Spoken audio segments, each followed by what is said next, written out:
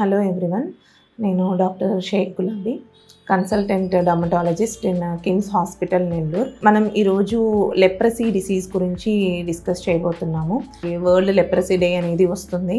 అది జనవరి 30 అనమాట. సో అంటే దాన్ని మనము కుష్టు వ్యాధి అని అంటామన్నమాట. దాన్ని ఇంకా ఇంగ్లీష్లో లెప్రసీ కానీ హ్యాన్సన్స్ డిసీజ్ అని కూడా అంటామన్నమాట.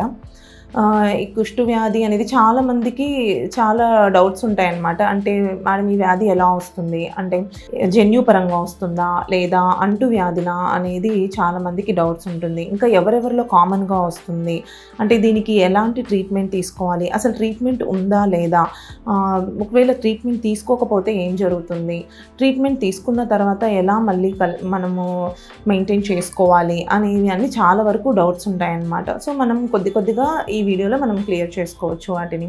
సో మెయిన్గా ఈ లెప్రసీ అనేది ఒక బ్యాక్టీరియల్ ఇన్ఫెక్షన్ అనమాట. మెయిన్ కాజిటివ్ ఏజెంట్ వచ్చేసి మైకోబాక్టీరియం లెప్రే. ఇది ఒక బ్యాక్టీరియా. సో ఈ బ్యాక్టీరియా అనేది మెయిన్గా ఎలా వ్యాపిస్తుంది అంటే తుంపరలు, మెయిన్గా నోస్ కానీ లేదా నోటి నుంచి కానీ వచ్చే తుంపరలు ఉంటాయి కదా, దానివల్ల మెయిన్గా ఈ డిసీజ్ అనేది ఒకరి నుంచి ఒకరికి వ్యాప్తి చెందుతుంది. పూర్ శానిటేషన్ ఉన్నా కూడా, అంటే పరిసరాలు సరిగ్గా క్లీన్గా లేకపోయినా కూడా, ఇంకా ఎవరికైనా ఇంట్లో ఒకరికి జబ్బు ఉండి కుష్టు వ్యాధి ఉంటే తర్వాత ఇంట్లో వేరే వాళ్ళు ఉంటారు కదా, అంటే పిల్లలు కానీ వేరే పెద్దవాళ్ళు కానీ వాళ్ళకి కూడా వచ్చే ఛాన్సెస్ ఎక్కువగా ఉంటాయి. తర్వాత ఇంకా నైబర్స్లో, అంటే ఇళ్ళ పక్కన ఎవరికైనా ఈ డిసీజ్ ఉన్నా కూడా మెయిన్గా మనకి ఎక్కువ ఛాన్సెస్ ఆఫ్ డిసీజ్ అనేది మనము వాళ్ళలో కూడా చూస్తామన్నమాట. అంటే పక్కన అయ్యే స్ప్రెడ్ ఛాన్సెస్ కూడా ఉంటాయన్నమాట. సో ఇది మెయిన్ రీజన్స్ అనమాట. అంతేగాని ఇది ఒక జన్యుపరమైన డిసీజ్ అయితే ఏం కాదు. కుష్టు వ్యాధి వచ్చినప్పుడు లక్షణాలు అనేవి ఎలా ఉంటాయి అనేది మనము మెయిన్గా అబ్జర్వ్ చేసుకోవాలి. ఎందుకంటే చాలామందికి తెలియదు అనమాట. ఇప్పుడు మనకి ఒంటి మీద తెల్ల మచ్చలు ఏమన్నా కనిపిస్తున్నాయా, అంటే తెల్ల మచ్చలు దాని మీద మళ్ళీ ఏమన్నా ఎరుపుగా ఉన్నాయా, తెల్ల మచ్చలు డ్రైగా ఉన్నాయా, అంటే అక్కడ చెమట పట్టకపోవడము, జుట్టు రాలిపోవడము, ఇంకా తెల్ల మచ్చలు ఇంకా ఎక్కడెక్కడైనా వేరే బాడీ పార్ట్స్లో ఎక్కడైనా ఉన్నాయా అనేది కూడా మనం చూసుకోవాలి. మెయిన్గా అయితే తెల్ల మచ్చలు, ఒంటి మీద తెల్ల మచ్చలు ఉంటే మనము ఖచ్చితంగా నోటీస్ చేసుకోవాలి. అన్ని తెల్ల మచ్చలు కుష్టు వ్యాధి అని చెప్పమండి, ఎందుకంటే ఈ కుష్టు వ్యాధిలో వచ్చే తెల్ల మచ్చలకి స్పర్శ ఉండదన్నమాట. సో మెయిన్గా అది మనం చూసుకోవాలి. స్పర్శ లేకుండా ఉండడము, ఇలా డ్రైగా ఉండడము, హెయిర్ లేకుండా ఉండడం అనేది మెయిన్గా చూస్తామన్నమాట. సరే, అలా అయితే ఇప్పుడు ఓన్లీ స్కిన్కే వస్తుందా మేడం, వేరే ఆర్గాన్స్కి ఏం అఫెక్ట్ రాదా అంటే ఖచ్చితంగా అవుతుందండి. స్కిన్ నుంచి మళ్ళీ మనకి ఎట్లా అంటే నర్వ్ కూడా ఇన్వాల్వ్మెంట్ ఉంటుంది. సో ఇది నర్వ్ లోపలికి వెళ్ళిపోయి నర్వ్ డ్యామేజ్ కాజ్ చేస్తుంది అనమాట. సో నర్వ్ డ్యామేజ్ కాజ్ చేయడం వల్ల మనకి స్పర్శ లేకుండా ఉండడము, మనకి తెలియకుండానే పుండ్లు పడడము, ఇలాంటివి కామన్గా చూస్తాము. ఇంకా వీక్నెస్ వస్తుందన్నమాట, మజిల్ వీక్నెస్, మనకి ఇట్లా చేతులు కానీ కాళ్ళు కానీ ఇట్లా వంకరగా పోవడము, ఇలా కామన్గా చూస్తూ ఉంటాం అనమాట. ఒకవేళ నరం అని కనుక ఎఫెక్ట్ అయి ఉంటే ఐ కూడా అఫెక్ట్ అవ్వచ్చు ఇందులో, అంటే ఐ చేంజెస్ చూస్తామన్నమాట. దాంట్లో చాలా అంటే కార్నియల్ అల్సర్స్ వరకు కూడా వెళ్తాయి అన్నమాట. చాలామందికి కంటి చూపు కూడా పోయే ఛాన్సెస్ ఉంటాయన్నమాట మనం ఎర్లీగా ట్రీట్మెంట్ తీసుకోకపోతే. దాంతోపాటు ఎముకలకి కూడా ఇబ్బంది కలుగుతుందండి. ఎముకలకి అంటే మనకి వెముకలలో హోల్స్ పడడం కానీ, ఆస్టియోపోరోసిస్ కానీ, ఆస్టియోమైలైటిస్ అని కానీ, ఆర్థరైటిస్ అని కానీ కూడా అంటామన్నమాట. సో ఇవి తర్వాత ఫేషియల్ బోన్ డిస్ట్రోఫీ కూడా కామన్గా చూస్తామన్నమాట. అంటే వాళ్ళకి ఫేస్లో డిఫార్మిటీ అనేది కనిపిస్తూ ఉంటుందన్నమాట, చేంజెస్ కనిపిస్తాయి. అంటే ముక్కు వంకరగా పోవడము, తర్వాత జుట్టు రాలిపోవడం అనమాట, అంటే కనుబొమ్మలు ఉంటాయి కదా దాని జుట్టు ఊడిపోవడము, ఇవన్నీ కామన్గా చూసే సిమ్టమ్స్ అనమాట మనం లెప్రసీలో. ఇలాగే కాకుండా ఇంకా మనకి క్రానిక్ అనీమియా రావడం కూడా జరుగుతుందన్నమాట లెప్రసీలో. అంతకు మించి ఇంకా మనకి కిడ్నీ ఫెయిల్యూర్ అవ్వడము, acute kidney injury, chronic kidney injuries కూడా కామన్గా చూస్తామన్నమాట. అంటే ఒకవేళ మనం ఎర్లీగా ట్రీట్మెంట్ తీసుకోకపోతే ఇంతవరకు వెళ్ళే ఛాన్సెస్ ఎక్కువగా ఉంటాయన్నమాట. ఇంకా కొంచెం యంగ్ వాళ్ళకి లెప్రసీ కనుక అటాక్ అయితే, లైక్ 20 to 30 years ఇండివిజువల్స్కి కనుక మనకి లెప్రసీ కనుక అటాక్ అయితే మెయిన్గా వాళ్ళలో వాళ్ళలో టెస్టోస్టిరాన్ లెవెల్స్ తగ్గిపోవడము, అజోస్పర్మియా రావడము, అది ఆటోమేటిక్గా ఏమవుతుందంటే మనకి ఇన్ఫర్టిలిటీకి వెళ్ళే ఛాన్సెస్ ఎక్కువగా ఉంటాయన్నమాట. సో మనం ఇవన్నీ అవాయిడ్ చేయొచ్చండి ఓన్లీ బై ఎర్లీ డిటెక్షన్ అనమాట. ఎర్లీగా డిటెక్ట్ చేసి ట్రీట్మెంట్ తీసుకుంటే మనం ఈ లక్షణాలన్నీ మనం అవాయిడ్ చేయొచ్చు లెప్రసీలో. ట్రీట్మెంట్ ఆస్పెక్ట్ వస్తే ఖచ్చితంగా చాలామందికి డౌట్ ఉంది, మేడం లెప్రసీకి ట్రీట్మెంట్ ఉందా లేదా, అసలు ఉంటే ఎన్ని రోజుల వరకు కంటిన్యూగా వాడాలి, ఎలాంటి జాగ్రత్తలు తీసుకోవాలి ట్రీట్మెంట్ వాడుతున్నప్పుడు, ఇవన్నీ చాలామందికి డౌట్స్ ఉంటాయన్నమాట. ఖచ్చితంగా లెప్రసీకి అయితే ట్రీట్మెంట్ అయితే ఖచ్చితంగా ఉంది. దాంతోపాటు మీరు ట్రీట్మెంట్ కనుక ఖచ్చితంగా కరెక్ట్గా ఎన్ని మంత్స్ మీరు డాక్టర్ చెప్పినట్టు ఫాలో అయితే మీకు ఖచ్చితంగా క్యూర్ అనేది గ్యారంటీగా ఉంటుందండి లెప్రసీలో. సో ఎర్లీ కేసెస్ అనమాట, తొందరగా డిటెక్ట్ అయిన కేసెస్లో ఖచ్చితంగా మనం ఎర్లీగా ట్రీట్మెంట్ స్టార్ట్ చేసుకున్నట్టయితే మంచి రిజల్ట్ అనేది కనిపిస్తుంది. మనం ఇంకా డిఫార్మిటీస్ని కూడా మనం ప్రివెంట్ చేసుకోవచ్చు అనమాట. ఇప్పుడు ఎంత శాతం వరకు అంటే డిసీజ్ చాలా వేరియేషన్ ఉంటుంది అనమాట. అంటే పాసిబ్యాసిలరీనా మల్టీ బ్యాసిలరీ డిసీజా అనేది కూడా మనం చూసుకుంటాం అనమాట.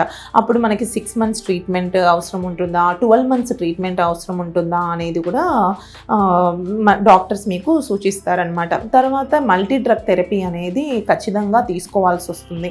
మల్టీ డ్రగ్ థెరపీ కొన్ని మంత్స్ వరకు మీరు ఖచ్చితంగా వాడి తర్వాత డాక్టర్ చెప్పినన్ని రోజులు మీరు కన్సల్టేషన్లో ఉండి వాడుతూ ఉంటే మీకు ఖచ్చితంగా మంచి రిజల్ట్స్ అయితే ఉంటాయి. సో ట్రీట్మెంట్ అయితే ఖచ్చితంగా ఉంది. అండ్ మనం ఈ డిసీజ్ని కూడా మనం ప్రివెంట్ చేసుకోవచ్చు. మీకు వచ్చిన డిసీజ్ మళ్ళీ వేరే వాళ్ళకి, మీ ఇంట్లో వాళ్ళకి కూడా వ్యాపించకుండా కూడా మనము ట్రీట్మెంట్ తీసుకోవచ్చు. తర్వాత మనకి ఎలా మేడం ఇంకా దీని కాంప్లికేషన్స్ ఏమేమి ఉంటాయి అంటే, కాంప్లికేషన్స్ వచ్చేసి ఏం లేదండి. లైక్ ఇప్పుడు మనం ట్రీట్మెంట్ ఎర్లీగా డిటెక్ట్ చేసి ట్రీట్మెంట్ తీసుకోకపోతే పేషెంట్కి డిజబిలిటీస్ అనేవి కామన్గా వస్తాయి. తర్వాత డిఫార్మిటీస్ అనేవి కూడా కామన్గా వస్తాయి. అంటే ఎలా అంటే మనకి ఇప్పుడు మనం షర్ట్ వేసుకోలేకపోవడము, నడిచేటప్పుడు చెప్పులు జారిపోవడము, తల దువ్వుకోకుండా రాకుండా ఉండడము, ఇవన్నీ చూస్తామన్నమాట. అంటే మనం డైలీ చేసే పనులు కూడా మనం చేసుకోలేమన్నమాట. ఓకే, మనం ఒకవేళ ట్రీట్మెంట్ చేసుకోకుండా ఉంటే ఇలా డిసబిలిటీస్లోకి వెళ్ళే ఛాన్సెస్ ఉంటాయి. తర్వాత పర్మనెంట్గా అంటే నర్వ్ డ్యామేజ్ అయినప్పుడు ఏమవుతుందంటే మనకి డిఫార్మిటీస్ అనేవి వస్తాయన్నమాట. కంప్లీట్ క్లా హ్యాండా, పార్షియల్ క్లా హ్యాండా, ఫుట్ డ్రాపా అనేవి మనం కామన్గా చూస్తాము. లెప్రసీకి ట్రీట్మెంట్ అనేది ఎక్కువ ఇచ్చేవాళ్ళు కాదు. ప్లస్ అందరూ వెళ్ళి హాస్పిటల్స్లో చూపించుకొని మందులు వాడాలంటే చాలా స్టిగ్మాగా ఫీల్ అయ్యేవాళ్ళు, విపక్ష చూపించేవాళ్ళు అనమాట నార్మల్ పీపుల్ లెప్రసీ ఇండివిజువల్స్కి. ఇప్పుడు అలా ఏమీ లేదు. ఇప్పుడు హ్యాపీగా వచ్చి మీరు డాక్టర్ని కన్సల్ట్ అయ్యి మీరు ట్రీట్మెంట్ తీసుకోవచ్చు. ట్రీట్మెంట్ తీసుకోవడం వల్ల ఏమవుతుందంటే మనం ఇవన్నీ ప్రివెంట్ చేసుకోవచ్చు అనమాట. ఈ డిసబిలిటీస్ కానీ డిఫార్మిటీస్ కానీ ఎర్లీగా ప్రివెంట్ చేసుకోవచ్చు. అంతకుముందు కాలంలో ఈ విపక్ష ఉండడం వల్ల ఏమవుతుంది అంటే చాలామంది ట్రీట్మెంట్ తీసుకోకపోవడం వల్ల ఈ వేళ్ళు అనేవి లోపలికి వెళ్ళిపోవడం కానీ, రిజార్ప్షన్ అవ్వడం కానీ, పర్మనెంట్ డిఫార్మిటీస్ రావడం కానీ, ఇంకా కళ్ళు సరిగ్గా కనిపించకపోవడము, కళ్ళు సరిగ్గా మూత పడకుండా ఉండడం, దానివల్ల అల్సర్స్ ఫామ్ అవ్వడము, కంటి చూపు పోవడము, ఇవన్నీ కామన్గా చూసామన్నమాట చాలా మందిలో.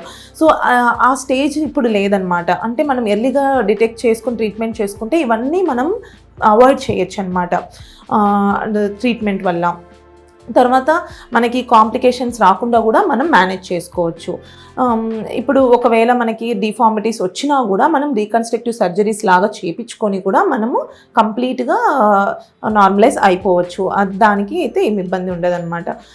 తర్వాత మళ్ళీ ఎలా ప్రివెంట్ చేసుకోవచ్చు మేడం ఈ డిసీజ్ని అంటే, మనం ఎర్లీ డిటెక్షన్ అనమాట. అంటే పేషెంట్ రాగానే మనము ముందే ఎగ్జామిన్ చేసుకొని ఎటువంటి లక్షణాలు ఉన్నాయి ఏంటి అనేది చూసుకున్న తర్వాత ఎర్లీగా ట్రీట్మెంట్ చేసుకోవచ్చు.